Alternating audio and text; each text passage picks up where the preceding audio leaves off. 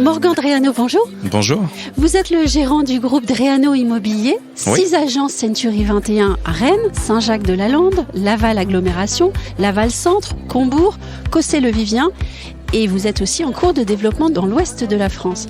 Vous qui travaillez le développement de vos entreprises au quotidien, quelle est selon vous la manière la plus efficace de sécuriser l'entreprise, l'agence immobilière, en cette période plus tendue ? Écoutez, c'est une large question quand même, parce que il y a beaucoup de moyens de sécuriser l'entreprise, dans les fondamentaux bien entendu, animer son équipe, ça c'est une chose, de management tout simplement. Mais là aujourd'hui, un atelier management, c'est pas pour rien. Je suis avec mes équipes aujourd'hui d'ailleurs, j'ai 4 managers qui m'ont accompagné sur ce séminaire, parce que j'ai besoin qu'ils relayent aussi auprès de nos équipes les priorités du moment.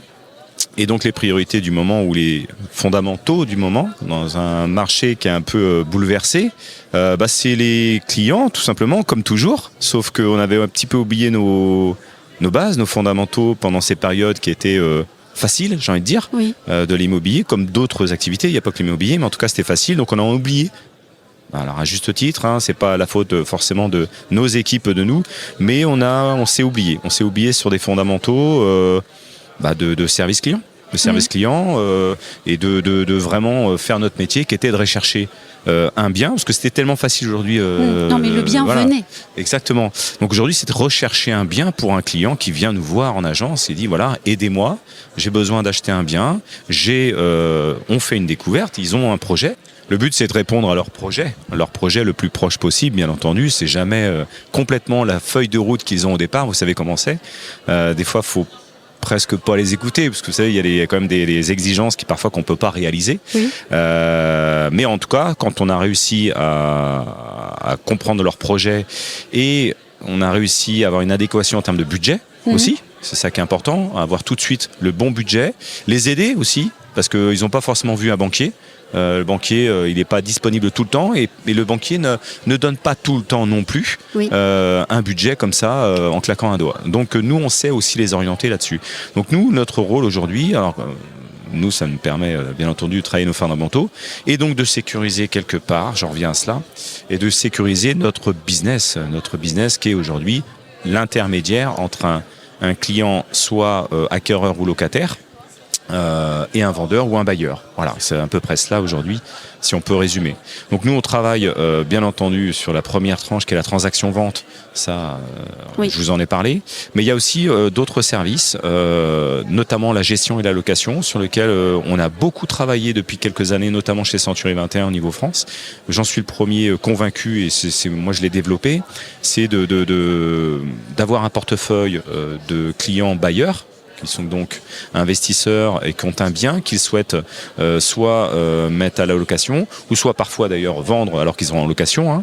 Nous, on est là pour ça. C'est du récurrent quelque part pour une agence, puisque c'est des contrats avec des bailleurs qui peuvent durer 1 an à 3 ans.